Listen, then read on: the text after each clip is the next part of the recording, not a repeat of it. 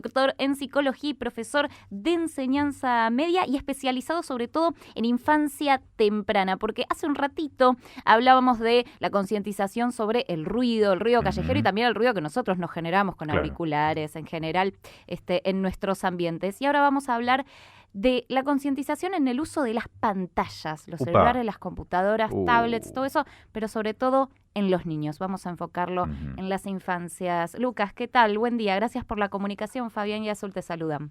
Hola, Azul, Fabián, buen día. Primero que nada, agradecerles por la invitación. Muchas gracias por el espacio. A vos, a vos. Bueno, contanos, en principio, a ver, vamos a empezar con una pregunta amplia. ¿Cómo afecta directamente el uso de las pantallas a los niños? El uso indiscriminado, quizás abusivo ya de las pantallas, extremo. Bueno, Azul, en realidad es una pregunta compleja, hay que ir desmenuzándola. En principio, las sociedades nacionales e internacionales de pediatría sí desaconsejan directamente, o sea, cero exposición para infantes menores de 2 años. Bien, entre los 3 y los 6 años puede haber una hora de uso, ¿sí? Puede haber una hora de uso, pero siempre acompañado de un adulto. En general, lo que muestran las investigaciones es que a mayor tiempo de uso en la infancia de diferentes tipos de dispositivos tecnológicos, como la televisión, el celular, la tablet, ¿sí? O la computadora, disminuye, ¿sí? Las habilidades cognitivas. Bien, eso es lo que se encuentra a nivel cognitivo. Y en general también tiene un impacto negativo en lo que es la visión, ¿sí? A nivel biológico. Ahora, es importante que especifiquemos un poco esto, porque cuando trabajamos en investigación no solo se mide el tiempo de uso per se de las pantallas que tienen los niños. También tenemos en cuenta, por ejemplo, el tipo de contenido que se consume en las pantallas. Claro. No es lo mismo consumir un contenido de tipo educativo, ¿sí? Que busca de alguna manera demandar cognitivamente o que los chicos piensen mientras están consumiendo la pantalla y les den juegos o les den, por ejemplo, a los más chicos los colores, partes del cuerpo, sí, que aprendan etiquetas verbales, que consumir por ahí entretenimiento per se y que no esté dirigido a niños, ¿sí? Entonces ahí el contenido también es una variable, ¿sí? Que va a condicionar el desarrollo en la infancia temprana. Bien, en general lo que se recomienda desde las sociedades de pediatría es que el contenido sea de tipo educativo y dirigido a niños y niñas.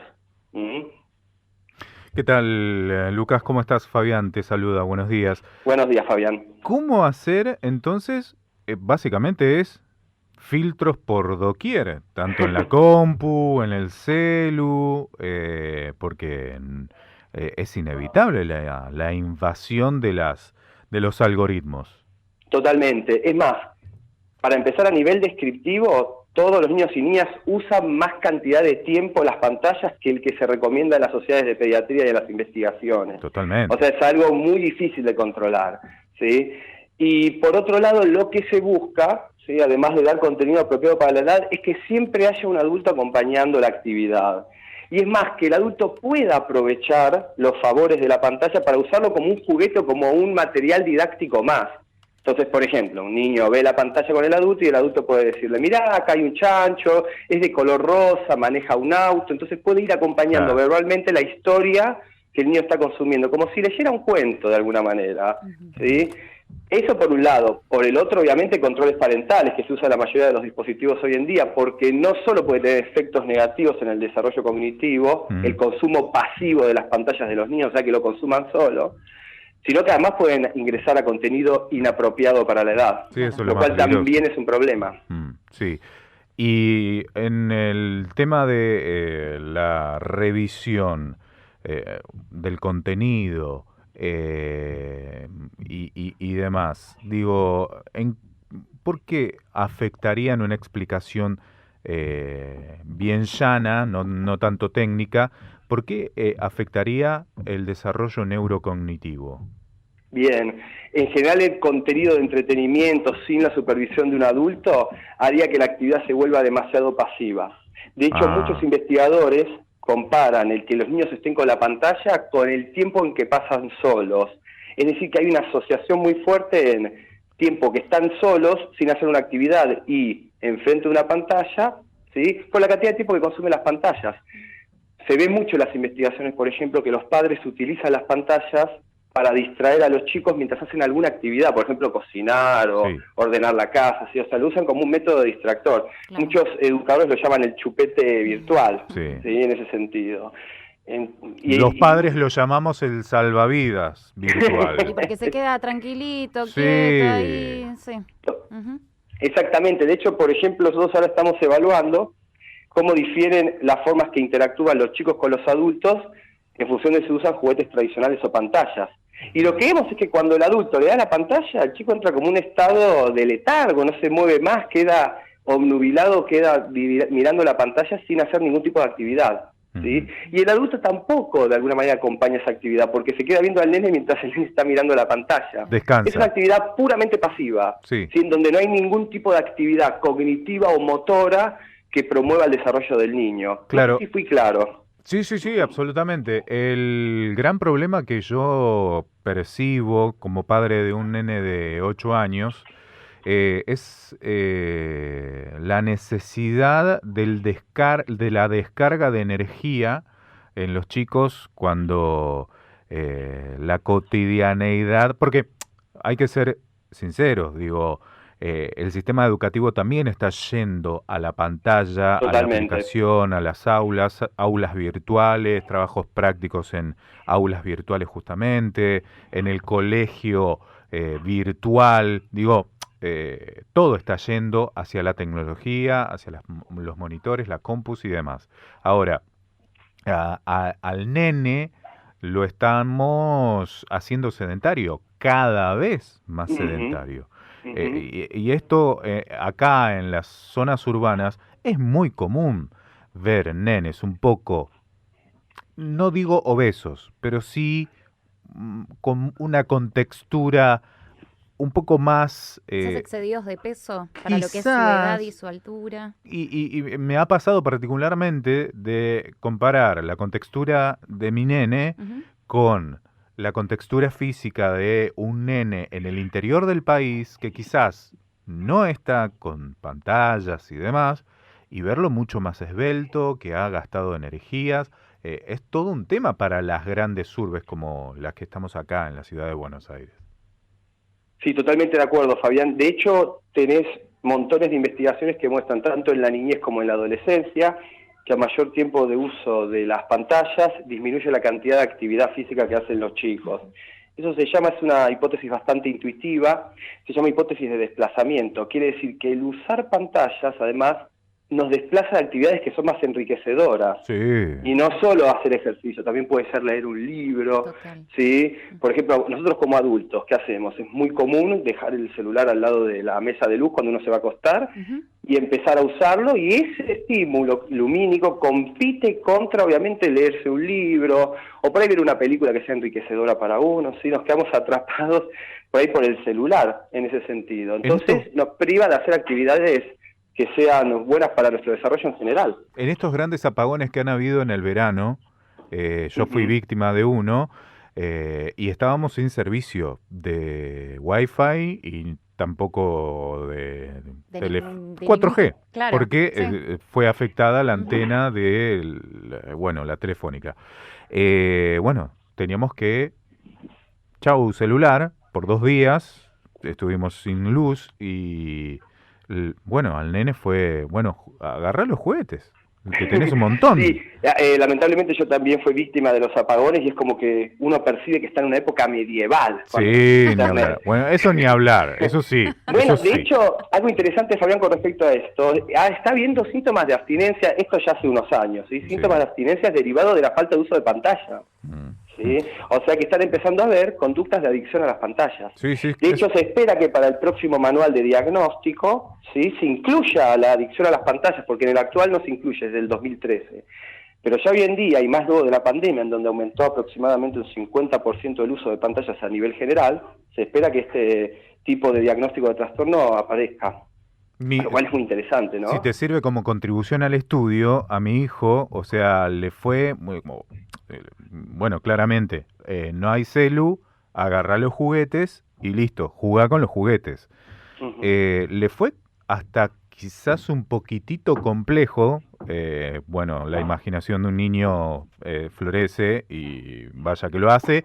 Fue un poquitito complejo arrancar a imaginarse, tengo un autito. Primero que volver a agarrar el autito después de mucho tiempo que lo tenía... Sacarle las telarañas. Sí, abandonado. Y los muñecos y demás. Y después buscar los juguetes que se asocian a lo que él consume en YouTube o otra aplicación, y que uno también ha dejado, yo he dejado de comprarle juguetes porque el nene es un gasto superfluo, innecesario, porque el nene no los abre, porque está con la pantalla, porque si sale a hacer deportes, digo, en fin, nada, cuestiones particulares, pero hasta esto le está cortando la pantalla. Bueno, Fabiana, a los 8 años ya es muy común los juegos en red, están muy en boga, muy presentes, ¿viste? Los juegos múltiples. Sí. Y ahí hay un problema que es fundamental, que pasa lo mismo con los adultos, por ejemplo, en leer un libro contra usar el celular. Toda actividad que tiene, digamos, demanda de pensamiento, demanda cognitiva, implica que la persona activamente genere un entorno. Entonces, por ejemplo, tu chico tiene que sentarse con el auto, imaginarse que el auto es algo más o que está en una carrera, tiene que incluir personajes, tiene que empezar a mover el auto, entonces implica ahí actividad motora, actividad cognitiva. En cambio, el uso de pantallas, cuando uno toca algo en una pantalla, ya aparece algo, tiene un refuerzo inmediato, claro. ¿Sí? Porque vos toda cosa que aparezca en la pantalla la tocas y se activa alguna otra actividad. Entonces es muy fácil para consumir, es muy intuitiva. No sé si vieron ustedes, pero los chicos ya de 1 año o 2 ya usan las pantallas, eligen contenido, scrollean para arriba, para abajo. Adulto, incluso. Impresionante, sí. Es algo que los tiene alarmados a todos con la facilidad con la que lo usan. Y es porque es muy intuitivo, muy intuitivo. Lucas, es la verdad súper interesante el tema que se acaba de abrir, porque la pregunta que se me genera es cuál es la alarma, o sea, cuál es esa señal a la que deberíamos prestarle atención que nos dice que un chico ya está teniendo un problema. Ponías el ejemplo de, bueno, ¿qué hacemos los adultos? Vamos a la cama, nos ponemos el celular en la mesita de luz, ya no usamos ni reloj despertador ni ningún tipo de alarma analógica, sino que es todo desde el celu y nos despertamos con una canción de Queen si queremos. O sea, algo que parece fantástico, divertido. Para el chico también es un ejemplo que ve todos los días. A nosotros los adultos nos ve todo el tiempo usar pantallas. Digo, primero, ¿qué ejemplo le estamos dando? Y segundo, lo que te decía al principio, ¿cuál es esa alarma, esa señal a la que le deberíamos prestarle atención que nos dice que un chico ya tiene un problema? Sí, totalmente. Bueno, por un lado, yo insisto, cuando es infancia temprana o niñez, acompañar el uso. Eso sería la forma más sencilla de poder de alguna manera regularlo. ¿Cuándo tenemos que empezar a ver la alarma? Y en general, las definiciones de trastorno, insisto, todavía no está hecha para la adicción a las pantallas, no tenemos una definición clara, y ahora voy a agregar una cosa con respecto a eso. Cuando el uso va en detrimento de la vida personal, social, educativa o académica o laboral de la persona, es cuando tenemos que empezar a poner la alarma. Porque si bien por ahí es un criterio algo impreciso, definirlo por cantidad de horas es muy complejo, porque además, como decía antes Fabián, nosotros trabajamos con las pantallas encima. Entonces, si yo pongo como puntaje de corte, suponte, bueno, más de 7 horas por día de uso de pantallas es una adicción. Digo, el 30 o 40% de la población va a tener adicción a las pantallas, ¿no? O sea, muchas veces estamos más tiempo sentados enfrente de la pantalla que haciendo cualquier otro tipo de actividad.